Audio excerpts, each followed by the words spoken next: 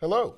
Welcome back inside Delmarva Sports Insider. We've already seen now how some of our local high school hoopers are spending their summers, but what about the guys and coaches at our local colleges, right? Yeah. Exactly right. So with school being out and the weather being hot, It's very hot, yeah. of course, it's camp season. Last week, the UMES men's basketball program kicked off their first ever Cliff Reed basketball camp. 47 ABC's Jonah Restuccio has more on what this 4-day event brought to Princess Anne.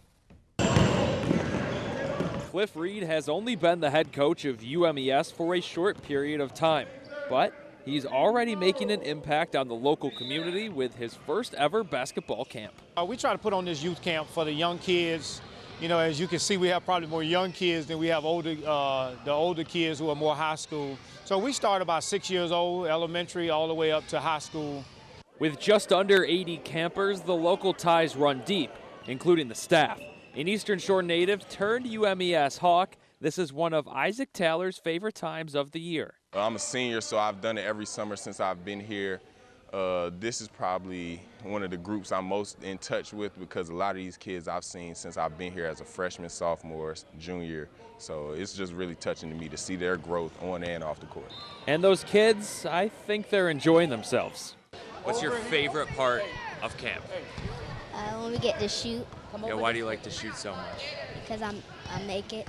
His grandpa, Derek Fuchs, who coaches Pocomoke boys hoops, he can attest to that. Oh, he's excited.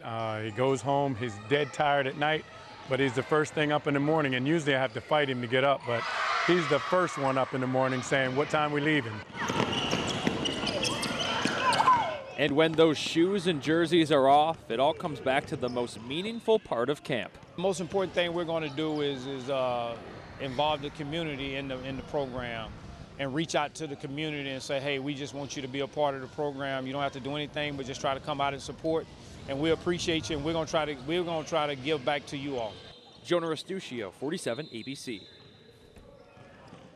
So, Trey, we see UMES putting in that work. Some of the youngsters with the dance moves. Can you pretty dance cool. like that? Yeah. I can try. You can try. Maybe not try. out there on the court. You certainly can't ball like some of those kids out there on the court. But we're going to transition over to Salisbury. Some work being done there as well. Basketball camps, of course, in full swing. And Jonah has more on how Salisbury University is playing their role.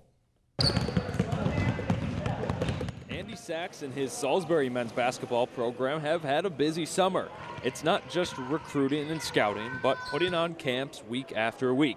This week, it's SU's Complete Skills Camp. We do more than just offense. We teach defense and rebounding, defensive positioning, and we do a lot of contests, we do a lot of games, but we do skill work twice a day.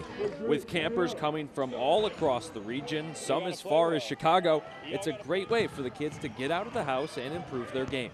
We have ages 8 to 17, so we run the gamut. We have a lot of kids from across the bridge. We do have a handful of local kids here that are staying overnight. We have another handful of local kids that are day campers, but we do have a lot of kids from across the bridge. But what makes this camp so special is the opportunity for the program to give back to the community that supports them.